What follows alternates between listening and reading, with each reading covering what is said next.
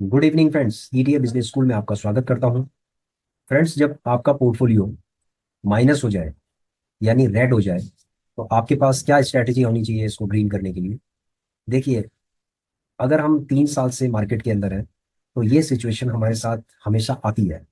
हर साल ऐसा होता है कि जब हमारा पोर्टफोलियो रेड हो जाता है उसके बाद हमें इसे ग्रीन करना होता है। तो हम ईटीएफ में किस तरीके से रेड पोर्टफोलियो को ग्रीन कर सकते हैं, आइए चलते हैं हम इसको समझते हैं कैसे। देखिए फ्रेंड्स, कुछ हम कमेंट्स देख लेते हैं अपने।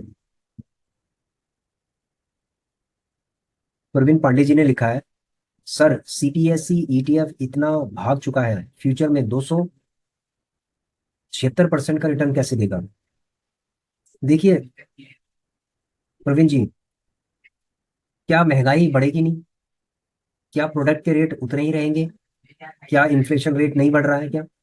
अगर इन्फ्लेशन रेट आगे बढ़ेगा तो स्टॉक्स के प्राइसेस भी बढ़ेंगे, और जब स्टॉक्स के प्राइसेस बढ़ेंगे तो इसका मतलब है ईटीएफ के प्राइसेस भी बढ़ेंगे। ठीक है।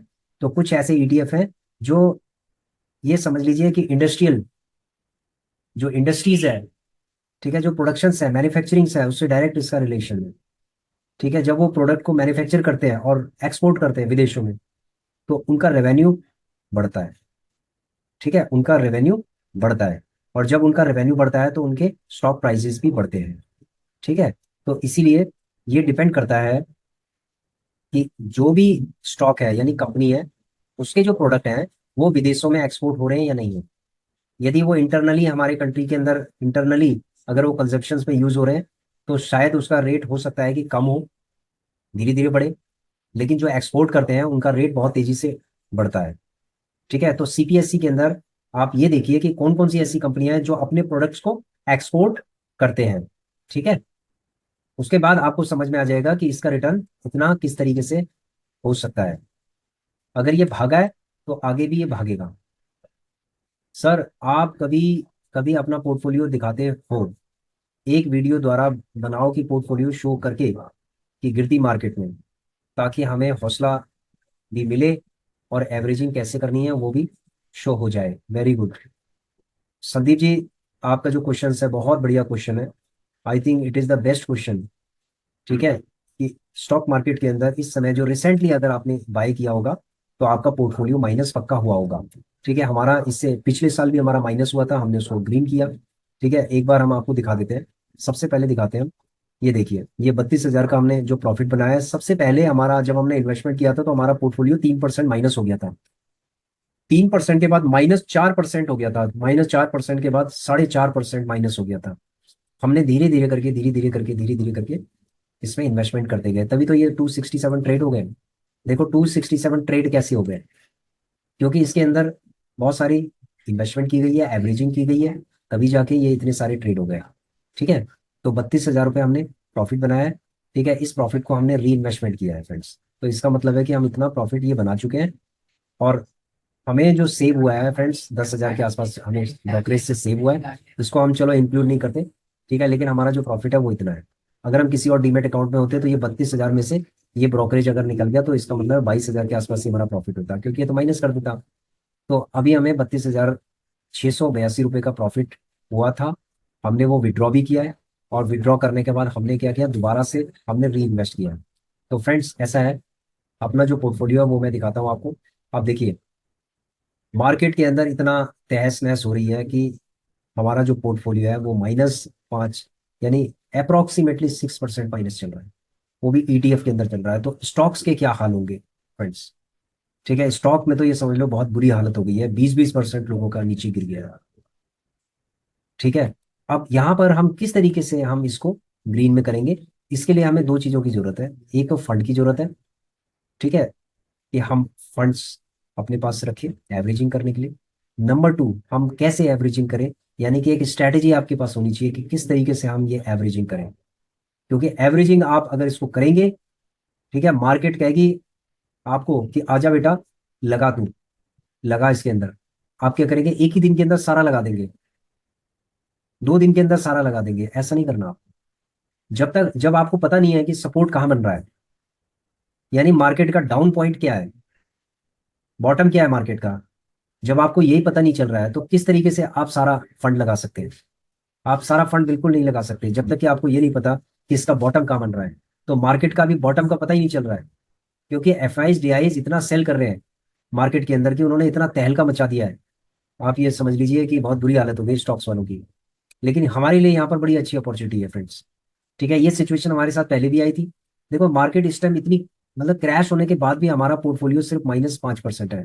और पिछले 5 महीने पहले हमारा पोर्टफोलियो -4% था, जबकि मार्केट क्रैश भी नहीं की थी, फिर भी -4 पॉइंट था। यानी कि आपका पहले 1 महीने तक, लगभग अप्रोक्सीमेटली 1 मंथ तक आपका माइनस ही रहता है। उसके बाद वो धीरे धीरे करके उसमें ग्रो होता जाता है। लेकिन यहाँ पर ये ग्रो नहीं किया, ये माइनस होता चला गया, -2%, -3%, -4%, -5%। ये हॉरर पैदा करता चला गया, क्योंकि मार्केट का कोई बॉटम नहीं था, वो नीचे नीचे चलती गई, नीचे नीचे चलती गई, हम लगाते गए। अभी हमने फिलहाल हमने जो लगाया है वो भी हम आपको दिखा देते हैं कि हमने क्या, हमारी स्थिति क्या है। देखिए फ्रेंड्स, हमारी स्थिति यह है कि ABSL PSC है। ठीक है, ये 2% चल रहा था, यहाँ 10% हो गया माइनस। और हर दिन 1-1% नीचे गिर रहा है, गिरने दो, कोई दिक्कत नहीं है। ठीक है, हमारा इसमें इन्वेस्टमेंट कोई ज्यादा नहीं है। उसके बाद अल्फा, अल्फा के अंदर भी हमने कोई ज्यादा इन्वेस्टमेंट नहीं किया, सिर्फ 10,000 का इन्वेस्टमेंट है, और इसके अंदर -7% है। कोई दिक्कत नहीं है, इसमें भी हमें बॉटम का पता नहीं चल रहा, इसमें भी पता नहीं चल रहा बॉटम का, इसलिए अभी हमने इसको स्टॉप कर दिया है। इसमें इन्वेस्टिंग करना अभी हमने स्टॉप कर दिया है। ठीक है, अभी हम इस पे नहीं करेंगे। ऑटो 20 का -8% के आसपास, -8% से ज्यादा इसका करेक्शन चल रहा है। इसमें भी हमने ज्यादा नहीं लगाया, ऑटो 20 के अंदर हमने, इसका भी हमें बॉटम का पता ही नहीं चल रहा है। ठीक है, CPSC, CPSC के अंदर हमने, ये समझ लो ओवरऑल का कितने परसेंट है, 19% के आसपास हमारा इसके अंदर पोर्टफोलियो बना हुआ है। तो फ्रेंड्स, इसके अंदर हम इन्वेस्टमेंट करेंगे धीरे धीरे करके। ठीक है, कैसे करेंगे वो बताते हैं आपको, किसमें करना है किसमें नहीं करना, पहले हम ये बता रहे हैं आपको। ठीक है, तो CPSC के अंदर हम करेंगे, ये बहुत ही स्ट्रांग है। और इससे पहले जो वीडियो हमने बनाई थी आप उसको भी देख लीजिए कि CPSC की परफॉर्मेंस क्या थी लास्ट 5 ईयर्स में, और आगे 5 ईयर्स में कितनी हो सकती है। डिवॉप 20 के अंदर अभी हम, इसमें भी हमें बॉटम का पता नहीं चल रहा अभी। बॉटम का पता तो हमें किसी में भी नहीं चल रहा अभी, कहीं भी हमें बॉटम का पता नहीं चल रहा। लेकिन जो स्ट्रॉन्ग ETF है वो है डिवॉप 20, CPSC डिवॉप 20, ये भी स्ट्रॉन्ग है। लेकिन अभी हम इसके अंदर बहुत ज्यादा इन्वेस्टिंग नहीं करेंगे, अभी देखेंगे इसके अंदर कि कितना क्या करना है। डिवॉप 20, CPSC, EV इंडिया के अंदर भी नहीं करेंगे हम। FMCG IETF के अंदर भी हम नहीं करेंगे, -9% है, 9%। उसके बाद HDFC BSE 500, इसके अंदर भी हम नहीं करेंगे अभी। हेल्दी के अंदर हम नहीं करेंगे। ICIC से B22 के अंदर हम करेंगे। ठीक है, इसके अंदर हम इन्वेस्टिंग करेंगे। तो सबसे पहले हम किस किस में करेंगे किस में नहीं करेंगे, पहले उसको आइडेंटिफाई कर लेते हैं। ठीक है, ये MON IT 500, ये बहुत ही स्ट्रांग है फ्रेंड्स। इसका MON IT 500 ये बहुत ही स्ट्रांग है, लेकिन हम फिर भी इसमें नहीं करेंगे। निफ्टी 20 के अंदर हम करेंगे। ठीक है, निफ्टी क्वालिटी के अंदर हम नहीं करेंगे। उसके बाद PSU बैंक 20 के अंदर हम करेंगे। और TNID ETF के अंदर हम करेंगे। तो इसका मतलब जो हमारे पास जो ETF है, सिर्फ हम उनमें करेंगे। अभी हम और किसी में नहीं करेंगे, गोल्ड वगैरह में भी अभी हम नहीं करेंगे, क्योंकि हमारे पास बड़ा लिमिटेड फंड है। और हमने जो प्लान किया है वो इन्हीं ETF में किया है। तो इसका मतलब है कि 1, 2, 3, 4, 5, 6। ठीक है, 6 ETF के अंदर हम इन्वेस्टिंग करना स्टार्ट करेंगे। 6 ETF। ठीक है फ्रेंड्स, अब हम कैसे करेंगे, देखो 6 ETF में हमें इन्वेस्टिंग करना है लगातार। कैसे करना है वो स्ट्रेटेजी आप समझ लीजिए। अब हमारे पास 1, 45, 284 है, हम इसे लमसम में कभी भी बाय नहीं करेंगे। अब ये पैसा कहाँ से आया है? ये फ्रेंड्स हमने 1, 47, हमने LT गिल्ड बीच में जो पार्किंग कर रखी थी वो हमने एग्जिट कर दिया आज। ठीक है, सॉरी कल कर दिया हमने एग्जिट, और आज हमारे उसके अंदर आ गया है। अब हम इसको, इससे गेम खेलेंगे इसके अंदर, मतलब एवरेजिंग करेंगे, SIP करेंगे, यानी कि 1, 45 हमें मार्केट के अंदर लगाना है। ठीक है, हमारा कुछ लगा हुआ मार्केट के अंदर, लेकिन हमें इसको लगाना है। अब हमारे पास सिर्फ इतना फंड है, इसको हमें लगाना है। तो हम कैसे लगाएंगे, देखो जब मार्केट में आपको बॉटम नजर ना आ रहा हो ना फ्रेंड्स, और आपके पास फंड बड़ा लिमिटेड हो, तो आपको क्या करना चाहिए। जैसे फॉर एग्जाम्पल CPSE है। CPSE अभी हमारा कितना गिरा हुआ है, -6% गिरा हुआ है।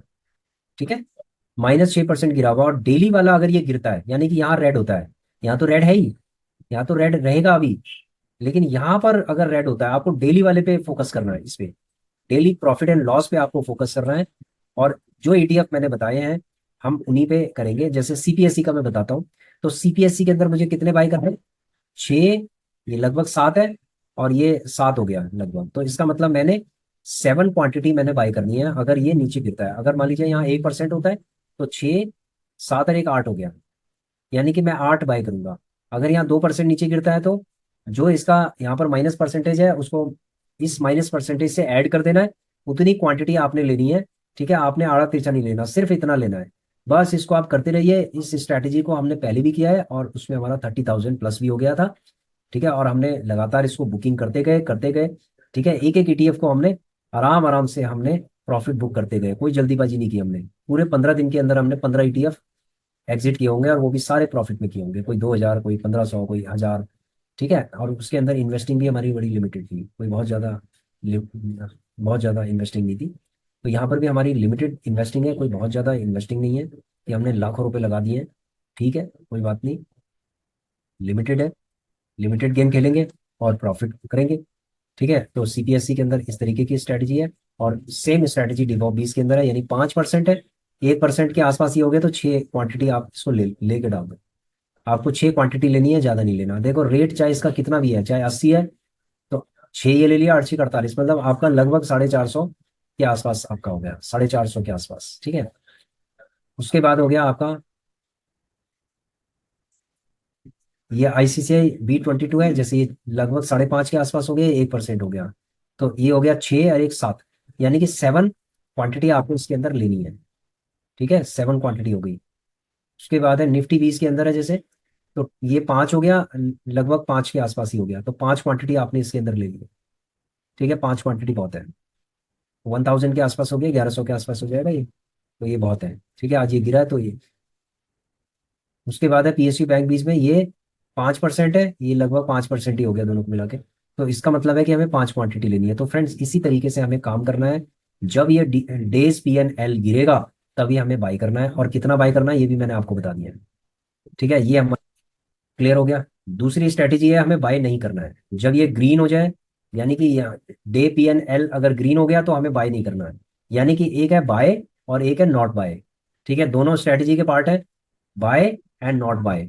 ठीक है, ये नहीं कि ग्रीन भी है तो भी आप क्या है उसमें लिए जा रहे हो, उसको ऐसे नहीं लेना है।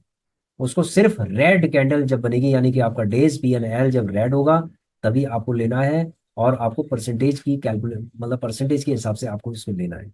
ठीक है, उतनी क्वांटिटी लेनी है जितना आपका परसेंटेज माइनस आ रहा है दोनों को जोड़ के। ठीक है, यही स्ट्रेटेजी है। इसको आप 1 महीने तक आराम से फॉलो करते रहो। अभी हम 1 महीने तक इसको फॉलो कर रहे हैं। ठीक है फ्रेंड्स, तो आपको दिखा देते हैं जो चीज़ हम फॉलो करते हैं वो दिखाते हैं ना आपको। ये देखो, सीपीएससी के 6 थे, 6 हमने ले लिए। ठीक है, उसके बाद पीएसयू बैंक के 5 हैं तो 5 ले लिए। आईसीसीआई B22 के 5 हैं, हमने 5 ले लिए। निफ्टी 20 के 5 आ रहे हैं तो हमने 5 ले लिए। तो ये टोटल हमने 5 5 6 6 करके ये ले लिया है। ठीक है फ्रेंड्स, तो ये लिया है। तो ये लगभग आप ये लगा लीजिए कि कितने का होगा लगभग 8 6 48, 500, और 7 5 35, 5 8 3 8, 800, और ये 500 हो गया, 1,300, और 1,000। देखिए 2,300, मतलब 2,500 के आसपास आपकी इन्वेस्टमेंट हो गई है। ठीक है, तो 2,500 के आसपास अगर आपकी इन्वेस्टमेंट इसी तरीके से रहेगी, 2,500 2,500 करके, कभी 2,500 कभी 3,000, मैक्सिमम 5,000 की इन्वेस्टमेंट, तो आप ये लगा लीजिए कि आपका महीने भर तक आपको इसको चलाते जाना है। ठीक है, 1,45 आपका महीने भर तक आराम से कम 20 ट्रेडिंग डेज तक आप लगातार इसको बाय कर सकते हैं। जो पोर्टफोलियो आपके पास है इसी को बाय करना है आपको, लगातार बाय करते जाइए। जब जब मार्केट नीचे गिरेगी तब तब लगातार इसको बाय करते जाओ बिना डरे हुए। ठीक है, जैसे हमने किया है। तो कल मार्केट अगर गिरेगी तो कल भी हम इसको बाय करेंगे। ठीक है, कोई दिक्कत नहीं है।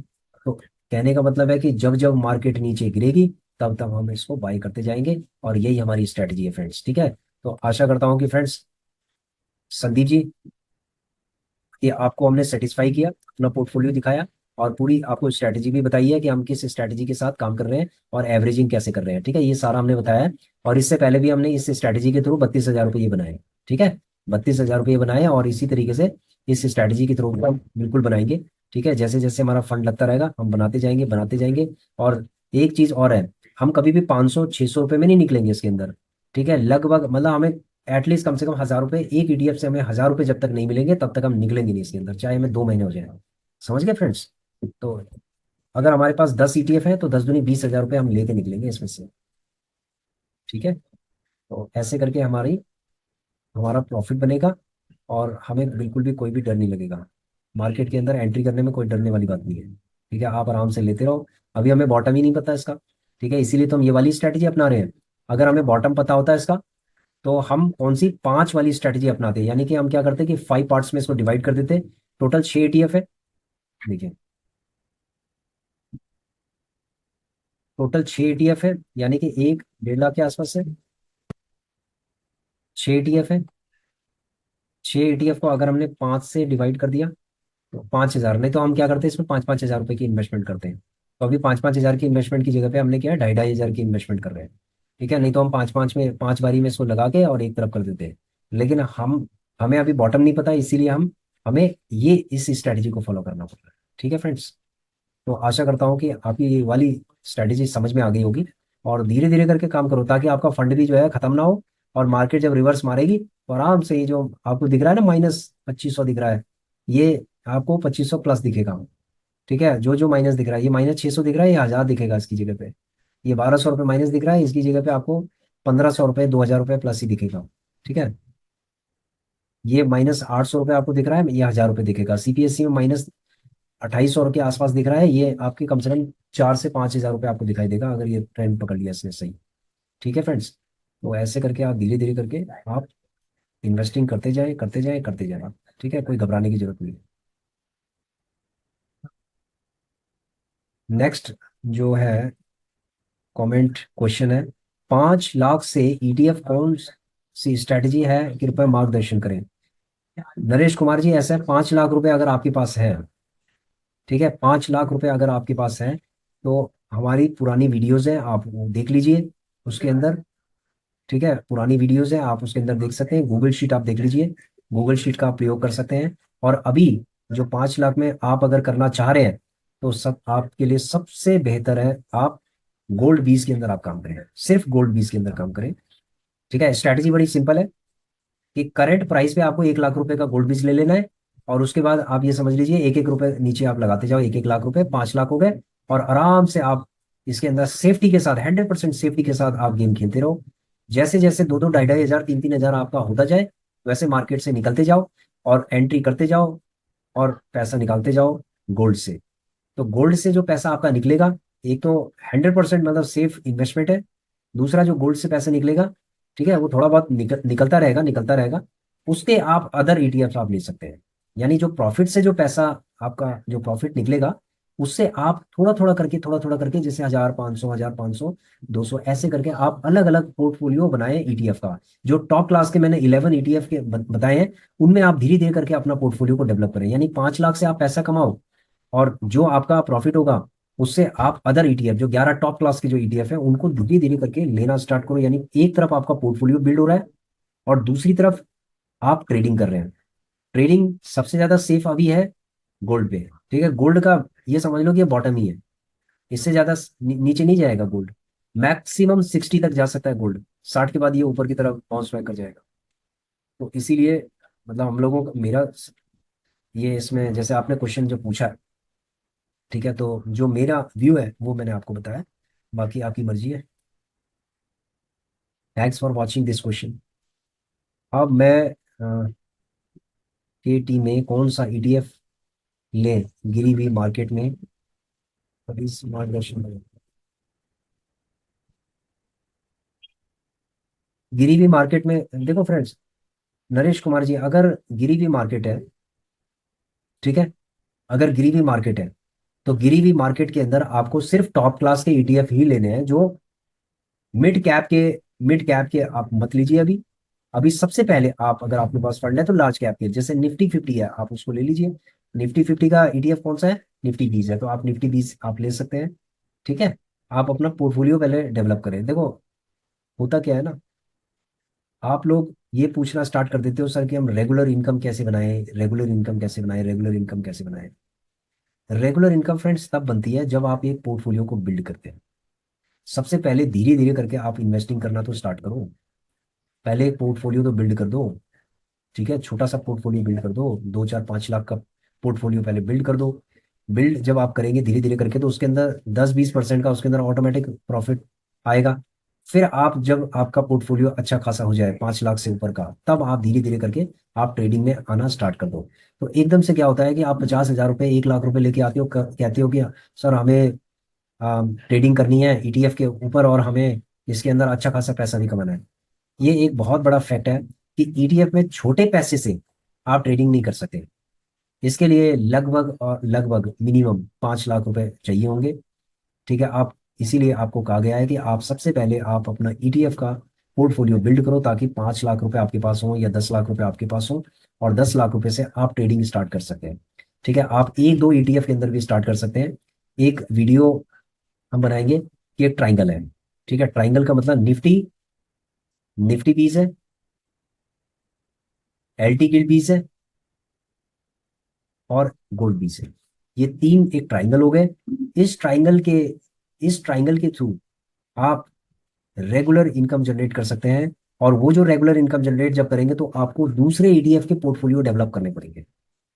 ठीक है, जब दूसरे ईटीएफ के आप पोर्टफोलियो डेवलप करेंगे धीरे धीरे करके, तो आपका कंपाउंडिंग होता जाएगा। यहाँ से आप पैसा, आपके पास सपोज 10 लाख रुपए, गोल्ड बीस, एलटी गिल्ड बीस, और निफ्टी बीस, इन ट्राइंगल से आप क्या कर रहे हैं, पैसा कमा रहे हैं, रेगुलर इनकम कर रहे हैं। उसके बाद रेगुलर इनकम के बाद जो छोटा मोटा जो भी आप कर रहे हैं, प्रॉफिट कर रहे हैं, उसको रेगुलर जो भी कर रहे हैं, उसको आपको एक पोर्टफोलियो डेवलप करना है पूरा। जो 11 मैंने, पीछे वीडियो देख लेना, 11 टॉप क्लास के ईटीएफ है, जिसके अंदर आप पूरा पोर्टफोलियो डेवलप कर सकते हैं। एक अच्छा पोर्टफोलियो आप तैयार कर सकते हैं, और यहाँ रेगुलर इनकम चल रही है, वहाँ एक पोर्टफोलियो डेवलप हो रहा है। तो धीरे धीरे करके ये सारी चीजें होती है, इसमें समय लगता है। ठीक है, एक साथ एकदम से नहीं होगा ये। आप बड़ा फंड भी लेके आओगे ना तो भी नहीं होगा, क्योंकि मार्केट क्या करती है, समय चाहती है, time, time value of money. ठीक है, आप एक साथ आप सारा पैसा घुसा दोगे, उसके बाद आपका माइनस हो जाएगा सारा। इसलिए बड़ा पैसा भी लेके आओगे तो भी कुछ नहीं होगा। उस बड़े पैसे को भी आपको कई पार्ट्स में डिवाइड करना पड़ेगा, और तब जाके आपको मार्केट के अंदर एंट्रीज करनी पड़ेंगी, और तब समय देने के बाद ये प्रॉफिट आपका तैयार होगा। ठीक है फ्रेंड्स, तो बड़ा पेशेंस चाहिए मार्केट में काम करने के लिए। यदि आप पेशेंस है आपके अंदर, और आप पेशेंस रखना चाहते हैं, तो मार्केट के अंदर आप सस्टेन कर सकते हैं। नहीं तो आप डरे रहेंगे, और आपको समझ में नहीं आएगा कि करना क्या है। आप इधर उधर पूछते रहेंगे। ठीक है, कभी इससे पूछेंगे, कभी उससे पूछेंगे, और उसके बाद गलत गलत जगहों पे आप अपनी एंट्रियां करते रहेंगे, और आपका पोर्टफोलियो माइनस होता जाएगा। ठीक है फ्रेंड्स, जितने भी लोग हैं जो स्टॉक्स के अंदर काम कर रहे हैं ना, वो समझ लो कि रो रहे हैं। ठीक है, स्टॉक्स में काम करने का मतलब ये है कि जो लंबे टाइम के लिए कर रहे हैं उनके लिए कोई दिक्कत नहीं है, लेकिन जो रेगुलर इनकम वाले हैं, जो ये सोचते हैं कि भाई हर महीने या हर 15 दिन में हमारी इनकम जनरेट हो जाए। ठीक है, इस समय मार्केट में आग लगी हुई है, मार्केट आपसे इन्वेस्टमेंट चाह रही है कि आप धीरे धीरे करके आप मार्केट के अंदर पैसा डालते जाएं, ये मार्केट आपको प्रॉफिट देगी, आपके पेशेंस का पैसा देगी है।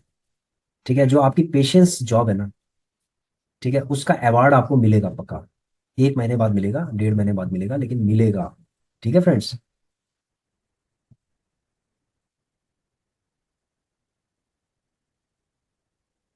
भाई साहब, गिरी हुई मार्केट में किसी 2 3 शेयर में 10 12% लॉस है, वो लॉस बुक करके हम, देखिए फ्रेंड्स, ऐसा है, ये हमें अभी स्टॉक के बारे में नहीं पूछना है कि कौन सा स्टॉक आपने लिया हुआ है, क्या लिया हुआ है, ये तो हमें नहीं पता, और अच्छा है आपने इसमें बताया भी नहीं है।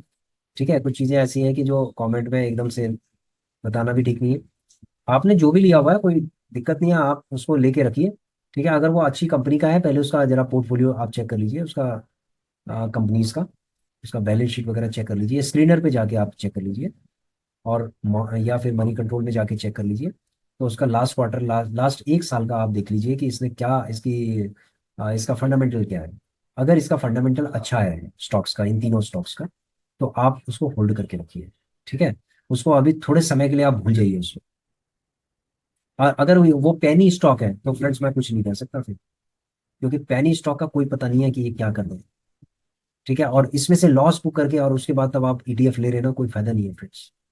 आपको क्या करना है कि धीरे धीरे करके, आप चाहे 1,000 रुपए से स्टार्ट करो, कोई दिक्कत नहीं है। मैं कह रहा हूँ कि तीन चीजें हैं आपके पास, एक गोल्ड बीज है, एक निफ्टी बीज है, एक एलटी गिल्ड बीज है। एलटी गिल्ड पार्किंग के लिए होता है, उसमें अभी आपको आने की जरूरत नहीं है। गोल्ड बीज है, आप गोल्ड में डालते रहिए। ठीक है, किसी ने ठीक आया कि gold begets gold, gold gold बनाता है, ये समझ लीजिए। अगर आपने गोल्ड में इन्वेस्टमेंट किया था तो आप फिजिकल गोल्ड भी ले सकते हैं आप। सपोज किसी के पास अगर 20 लाख रुपए है ना, मैंने एक वीडियो भी बनाई थी गोल्ड के ऊपर। ठीक है, कि गोल्ड के थ्रू वो किस तरीके से पैसा कमा सकते हैं, बहुत दबा के पैसा कमाया जा सकता है गोल्ड के थ्रू, और गोल्ड खरीदा जा सकता है उससे। ठीक है, यानी गोल्ड लगा के, गोल्ड में पैसा लगा के, और पैसा निकाल के, और फिजिकल गोल्ड खरीदा जा सकता है, यानी डिजिटल टू गोल्ड। तो फ्रेंड्स ऐसा भी किया जा सकता है, लेकिन धीरे धीरे करके होगा। मार्केट हमेशा समय मांगती है। अभी मार्केट का बॉटम किसी को नहीं पता है, तो इसीलिए कोई भी लमसम अमाउंट अभी लगाने की जरूरत नहीं है, और पेशेंस के साथ आप खड़े रहिए। ठीक है फ्रेंड्स। तो आशा करता हूँ फ्रेंड्स कि आप लोगों की समझ में आ गया होगा, और मैंने अपने पोर्टफोलियो के अंदर जो एसआईपी करनी है, या जो भी हमने करना है उसमें जो स्ट्रैटेजी है, वो मैंने आपको बता दी है। ये वीडियो थोड़ा लंबी हो गई है क्योंकि कुछ कमेंट में क्वेरीज थी, उन क्वेरीज को हमने रिस्पॉन्स किया है। और हमने अपना पोर्टफोलियो भी दिखाया, ये देखिए, ये माइनस है, ये अभी इसको हम ग्रीन करेंगे। ठीक है, यही तो चैलेंज होता है कि अगर माइनस पोर्टफोलियो है ना, तो उसको ग्रीन कैसे किया जाएगा, तो ग्रीन होगा, अब ये देखना कैसे हम ग्रीन करेंगे इसको।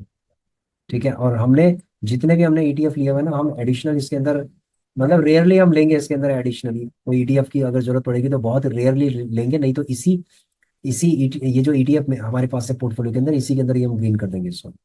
ठीक है फ्रेंड्स। तो आशा करता हूँ कि आपकी समझ में आ गया होगा। Thanks for watching our video. Please share, subscribe and like our channel. Thank you.